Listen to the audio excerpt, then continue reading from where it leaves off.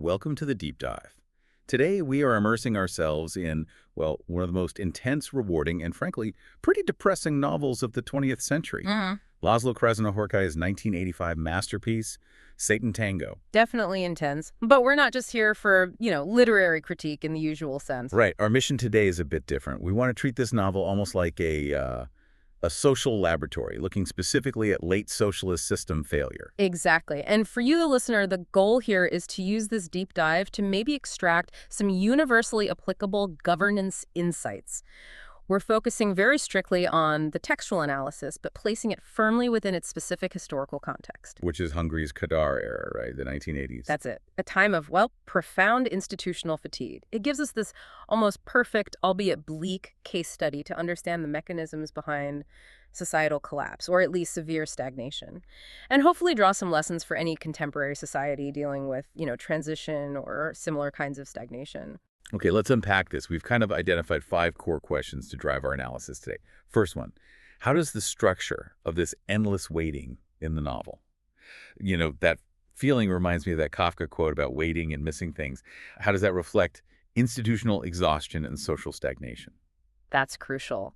Then second, we really have to look at the rise of this charismatic authority figure, Eremius. He's presented as this kind of savior. How does he actually consolidate power specifically within the cracks of this failing system? And maybe more importantly, why do people follow him? What's the appeal? Yeah, what makes them susceptible? Third, we need to examine the doctor. His terrifying obsession with archive-style record-keeping. What does that tell us about the politics of surveillance, maybe even archive politics, and this whole attempt to turn messy, chaotic reality into controllable, governable text? The illusion of control through documentation. Fourth, we should turn to the raw material of the book itself. I mean, the physical stuff. The relentless rain, the thick, heavy mud, that mysterious bell sound. How do these physical elements actually combine to form what we could call a decisive material, ethical, and political composite? Something that actively shapes the character's actions and ultimately their fate. It's like the landscape is a character itself. In many ways, yes. And finally, the big takeaway question. What universal warnings, if any, does this study of systemic collapse offer for modern governance, especially in societies going through difficult transitions? Okay, big questions. Let's jump right into the setting then, the village. Right, the village. It's really the perfect microcosm of late Kadar society. The sources often describe Hungary during that time with that kind of sardonic nickname, the happiest barrack. The happiest barrack, yeah. Yeah. That nickname itself suggests of a facade, doesn't it? Like happy on the surface, but underneath. Exactly, because what the village in Satantango really embodies is that deep institutional fatigue we mentioned.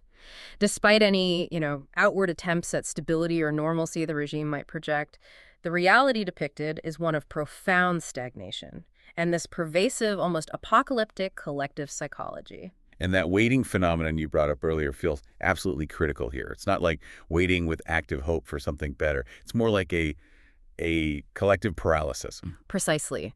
They've waited so long for change, or maybe tried things that proved ineffective, that waiting itself has become their structural state of being. It's almost like time itself has stopped or become incredibly thick and slow. It's an artistic representation of complete social stasis. So they're mentally just stuck. Yeah. Unable to change their situation. Yeah, pretty much incapacitated. So they resort to this kind of political coldness, a deep cynicism. Maybe they mock the old, idealized communist rhetoric on the surface. Like a defense mechanism. Perhaps.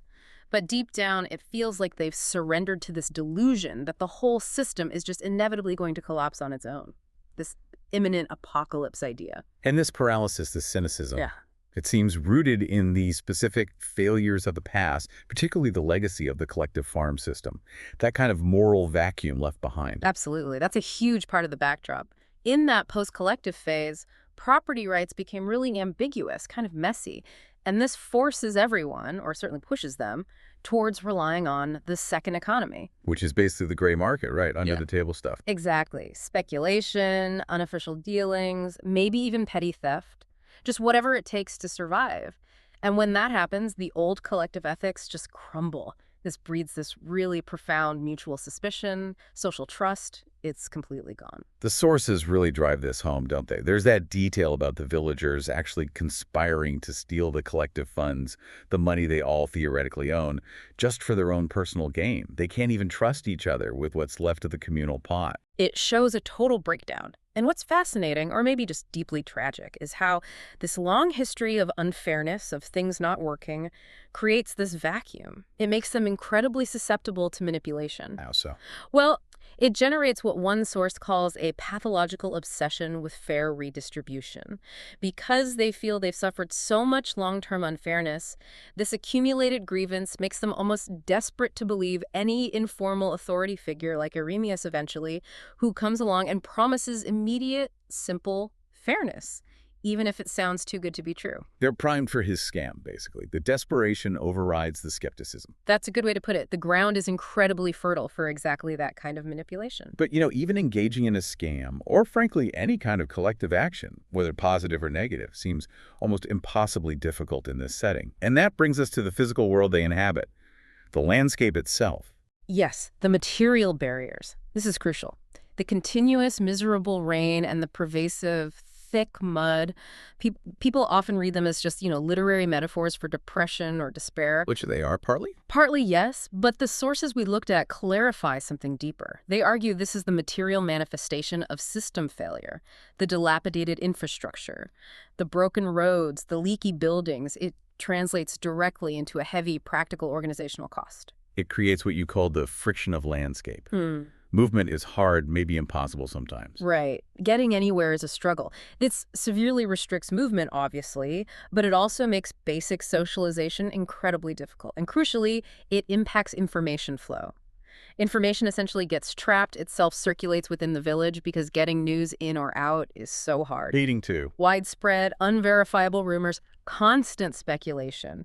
It effectively isolates the residents from any kind of external truth or perspective. They're stewing in their own anxieties and misinformation. And that isolation, that physical difficulty, it must cripple any attempt at coordinated action. Absolutely. That harsh physical environment makes building consensus, like, say, on the group's eventual desperate decision to follow Arrhenius and leave the village extremely difficult. And even when they do manage a decision, it's incredibly fragile, prone to immediate collapse the moment things get tough, or even just when the rain stops for a bit. Okay, so if the mud and rain are the physical signs of systemic failure, you mentioned the language they use is kind of the audio sign, this idea of a bureaucratic language ecosystem. Yes, language reveals the invisible institutional structure they're trapped in. You can see at least 3 distinct language patterns operating. Okay, what are they? First, there's upward reporting. When Arrhenius interacts with his superiors, or alleged superiors, he uses this very deferential, often vague, bureaucratic boilerplate, standard officialese. He speaks the system's language back to it, maintaining his facade of being connected, of being legitimate. Got it. Playing the game. What's second? Second is downward discipline. When Arrhenius speaks to the desperate villagers, his language completely changes. It becomes absolute command, and a monitory, almost military-style language. It's all about reinforcing hierarchy, demanding obedience, no room for questioning. A stark contrast. And the third pattern? That's the language among the villagers themselves, parallel evasion. When they talk to each other, it's often vague, evasive. They constantly shift responsibility. Nobody wants to commit. Nobody wants to be pinned down. It perfectly reflects the kind of alienated interactions you need for self-preservation in an oppressive system where, honesty feels like a liability, trust is gone, so language becomes a shield. Wow. So language itself is part of the trap. It absolutely reflects and reinforces the trap. And all these forces, the psychological paralysis, the material barriers, the linguistic games, they eventually converge in the one place they can gather, the tavern. Ah, the tavern. It's such a central and, frankly, terrifying setting in the novel. It's supposed to be their only public sphere, right? Yeah. But it's completely dysfunctional. Fundamentally alienated is a good way to put it. It functions less as a space for rational discourse and more as a rumor fermentation tank and an emotional amplifier.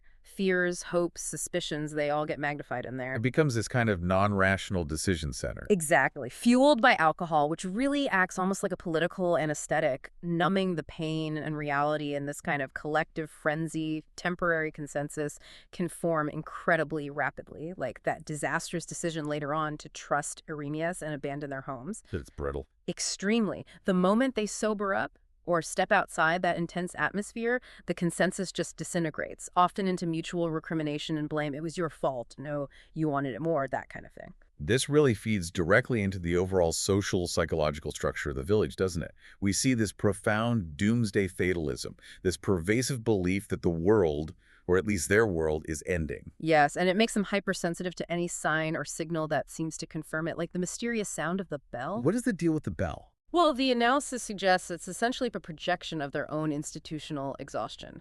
It's a cry for some kind of external authority, maybe divine, maybe just other, that will never actually come. It's an empty sound, signifying nothing but their own desperate hope and fear. But alongside that fatalism, that corrosive long-term mistrust breeds something else. Cynical apathy. Exactly. Which manifests as this brutal indifference toward the suffering of others. It's chilling. It really is. It's hard to read the parts about Estink, the young girl, without feeling physically sick. Her suffering is almost ignored. It feels like more than just apathy. It's like a deliberate turning away, a kind of conspiracy of collective indifference, and maybe even downward violence. Does the text suggest that this ethical failure is what ultimately poisons the community beyond saving? I think it's presented as the brutal proof of the total ethical collapse, yes. Her vulnerability highlights the failure of the entire community. Yet, paradoxically, even amidst this cynicism and collapse, they still have this extreme craving for a savior, for someone, anyone, to rescue them. Which leads to this really debilitating, conflicting psychology. Right. A kind of hope dependency syndrome. They desperately need someone because they feel they've lost all agency themselves, combined with a deep-seated hope-fear syndrome because they've been let down or deceived so many times before. They want to believe, but they're terrified of being fooled again. That tension is palpable throughout. Because this is where it gets really interesting, I think. How does Krasznahorkai use the actual architecture of the book, the structure, to mirror this feeling of endless, paralyzed time? The narrative structure itself, B1 in our outline, is iconic. That 6 forward, 6 back, symmetrical layout, 12 chapters. It is a profound structural choice, absolutely. It deliberately mirrors the steps of the tango, forward, back, repeating. This reinforces that overwhelming sense of futility, of fate, of being trapped in a cycle. The story seems to advance in the first 6 chapters, building momentum. You feel like you're getting somewhere. Exactly. But then the last 6 chapters symmetrically retreat, revisiting events, circling back. It creates this kind of Mobius strip effect. Progress seems possible, maybe even inevitable for a moment, but ultimately everything returns to the starting point, or maybe even worse. It's a perfect literary rendering of that late socialist time of stagnation we talked about. Time isn't linear, it's cyclical and inescapable. And this structural loop is compounded by that feeling of viscous time, as the analysis calls it, the texture of the prose itself. Yes. The techniques he uses, like having rumor precede fact, where you hear about an event whispered about before it actually happens in the narrative timeline. Or seeing the same event repeated from multiple perspectives. Right, which slows things down, makes time feel thick and layered. And of course, those famous, incredibly long, torrential sentences, they just pull you in and force you to experience the density, the sluggishness, the almost circular nature of time alongside the characters. It's not just described, it's enacted by the prose style. And we, as readers, are forced to experience the information fog, too, because of the unreliable narration, right? Yeah. The shifting perspective. Absolutely. The focus shifts constantly. Sometimes it's a collective village consciousness. Sometimes it's filtered through a specific individual like the doctor. Sometimes it feels almost omniscient, but maybe isn't. And ultimately, there's that powerful suggestion, maybe even revelation, that the entire text might be the doctor's own self-imprisoned record. Creating a cognitive maze. Exactly. We're trapped in the uncertainty, the fragmented information, the struggle to piece together what's really happening, just like the villagers are. Truth is always slippery, always just out of reach. Okay, let's move to the characters then, as these sort of social mechanisms. Eremias is obviously central, the ultimate charismatic authority figure. How does he actually operationalize his power within these systemic cracks we've been discussing? He uses these highly specific, almost textbook power techniques. The analysis breaks them down quite clearly. First, there's promise naming. He doesn't just offer vague hope. He offers a concrete-sounding blueprint for a new life, a new identity for these desperate people. He gives the promise a name, makes it sound official, achievable. Makes it feel real, even if it's built on air. Precisely. Second, he uses organization discipline. He immediately establishes a vertical control structure. He gives direct commands, uses public reprimands. He treats them almost like a military unit, imposing order where there was chaos.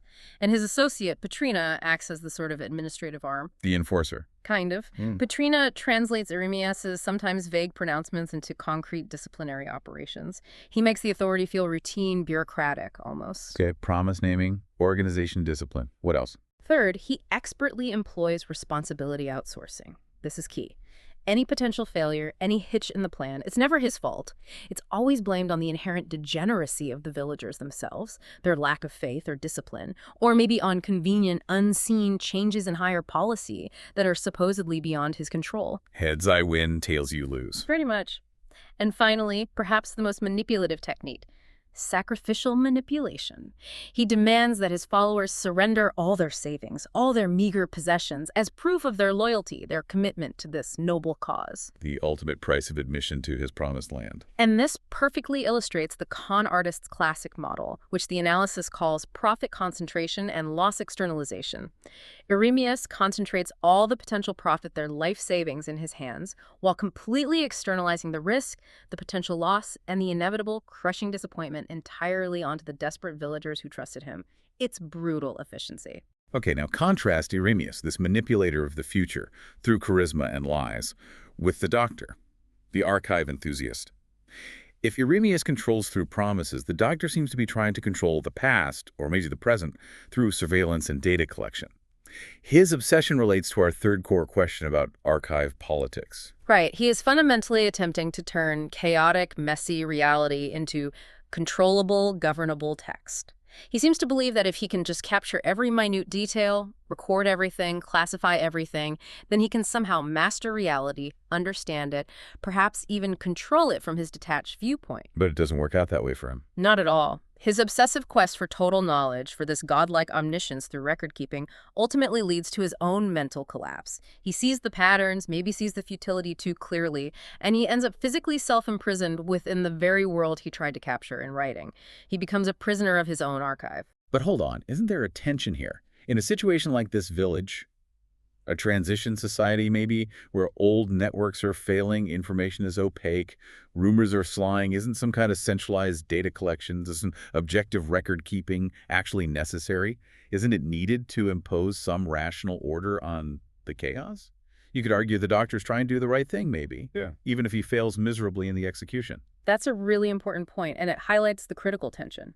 Yes, rational information is vital, but the doctor's failure serves as the ultimate cautionary tale. It warns against the delusion of achieving rational omniscience, the belief that total data equals total control or understanding. He becomes consumed by the act of observing. The observer effect, taken to the extreme. Exactly. He loses his own connection to reality, his own freedom, by trying to capture everyone else's.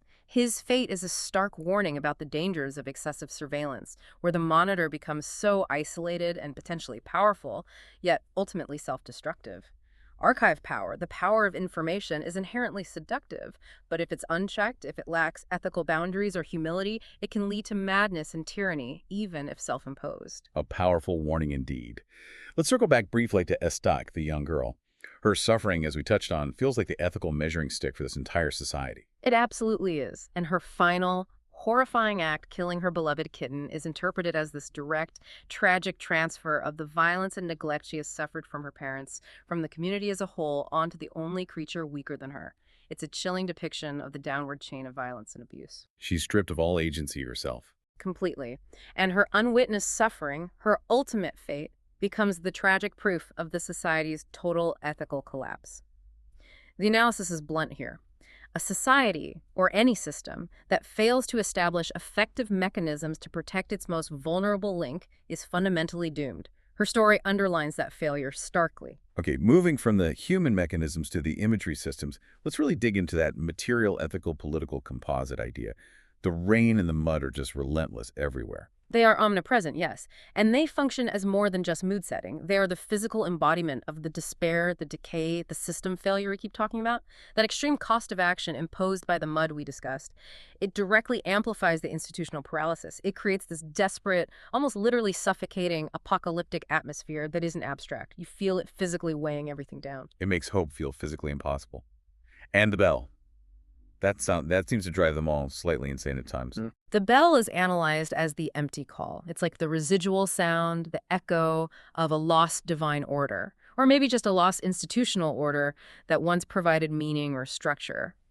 It symbolizes the rise and fall of hope within the narrative they hear it. They project meaning onto it, but ultimately... This signifies nothing. Exactly. It's ultimately recognized, or should be, as a futile sound that heralds no actual salvation, no real change. It's the sound of a world that feels fundamentally meaningless and abandoned, just noise in the void. Then there's the spider web. That image keeps recurring, especially in the tavern scenes.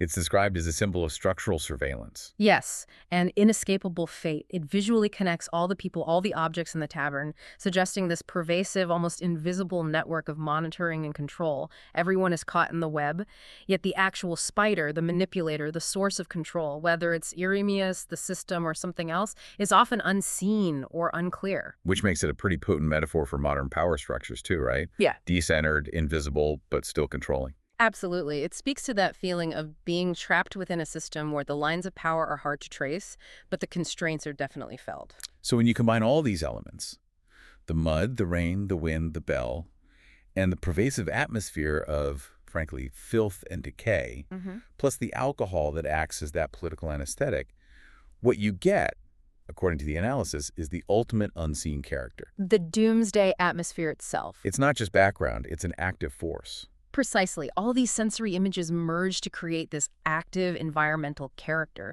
It's an atmosphere that actively shapes and controls the human character's perceptions, their actions, their fate. In a way, the environment itself becomes the ultimate invisible ruler in Satantango, locking in their desperation and relentlessly driving their self-destructive decisions. It's an incredibly bleak picture. So, pulling all this together, what does this entire tragic social laboratory reveal for contemporary governance, especially, as we said, for societies in transition or facing deep challenges? The first takeaway seems to be about hope itself. We have to break that cycle of hope and disappointment fueled by figures like Iremius. Yes, the lesson from Iremius is crystal clear. We must shift from relying on charismatic, emotional rhetoric promises that feel good but lack substance towards demanding verifiable commitments. Policy announcements, political promises, they must include clear execution paths, realistic timelines, and measurable goals. This restricts the space for manipulative, purely emotional pseudo-hope. Hope needs to be grounded. Grounded in rationality, in evidence, in things that can be checked and verified, not just personality or grand pronouncements. And the pervasive mistrust we saw, rooted in things like the collective farms collapse and the second economy, points to another crucial need. Transparency is the cornerstone of trust. Absolutely essential. Governments and institutions need to implement genuinely transparent resource allocation, public financial disclosure. Think about the novel. If the accounts of that collective farm had been public, easily accessible, the rumor politics, the suspicion, the conspiracy to steal funds, it would have been much harder, maybe impossible. Reliable, open information dissemination has to be faster, clearer, and more trusted than the spread of speculation and rumor. Transparency scarves the rumor mill. Then, C3 in our framework addresses Estik's tragedy head-on, the need to institutionalize the ethical bottom line, protect the most vulnerable. This is non-negotiable for a healthy society. It means establishing effective, well-resourced rescue mechanisms, think robust social worker programs, functioning child protection agencies, support for marginalized groups. Institutionalizing this ethical bottom line ensures that suffering like Estik's is not unwitnessed, not ignored. A society's fundamental health, its legitimacy even, begins with how it protects its weakest members. That has to be a core governance priority, not an afterthought. You can't build a stable society on a foundation of indifference to suffering. Then we have the need for investment in what the analysis calls the triple infrastructure: Material, space, and information. It's not enough to focus on just one. Exactly. Effective governance, especially in challenging contexts, requires this simultaneous three-pronged investment. First, material infrastructure. Things like decent roads, reliable communication networks. This reduces the sheer organizational cost of living and acting collectively, and it combats geographic isolation, remember the mud. Right. Second, space. Creating rational public spheres, not just taverns functioning as rumor mills, but actual spaces, community councils, accessible forums, independent media where healthy deliberation and genuine consensus building can happen. And third, information. Ensuring transparent, rapid, and pluralistic information channels. Countering the information opacity, the black boxes that allow manipulation and mistrust to fester. The key insight here is that these three are interconnected. Failure in one area, like the terrible material infrastructure, the mud, directly compromises the potential for healthy public space and reliable information flow. You need all three working together. It's a holistic system. Finally, the doctor's self-imprisonment serves as that stark warning against unchecked monitoring. We need to establish clear boundaries of surveillance. Yes. Archive power, the power to collect and control information, must be regulated by law. It has to adhere to strict principles of legitimacy, is it necessary, and proportionality, is it excessive. This is crucial to prevent the dynamic of the panoptic prison, where constant surveillance, or even just the fear of it, erodes individual freedom, destroys trust, and ultimately distorts the very knowledge it seeks to gather. It's about ensuring that knowledge serves the public good, rather than fueling a ruler's or even a bureaucrat's delusion of omniscience. These are powerful, if sobering, lessons. Wrapping up, Satantango really shows us, doesn't it, that institutional failure isn't just a political problem. It's this complex collapse of material, ethical, and political factors all at once. The mud, the lie, the apathy, they're inseparable forces, working together to create that downward spiral. They really are inseparable. And I think the enduring value of a novel like this, especially for thinking about governance, lies in providing this profound negative experience. It shows us, in painstaking detail, exactly what can happen when social systems break down, when trust evaporates, when hope becomes distorted, and when humanity retreats into its basest survival instincts. It's not a prediction, but it is a powerful warning sign that we absolutely must internalize. So, if the village in Satantango was ultimately doomed because of its collective paralysis, its reliance on rumor, and its desperate waiting for the empty call of that bell, we are left with this final provocative thought for you, the listener. What specific, verifiable commitment must you demand today, maybe from your leaders, maybe from your local community, maybe even from yourself, to ensure that you are actively participating in creating real change, rather than passively waiting for the next Eremias to come along and ring a seductive but ultimately empty bell? It really makes you think about the nature of hope and trust in your own life and what you are doing or could be doing to ground it firmly in reality.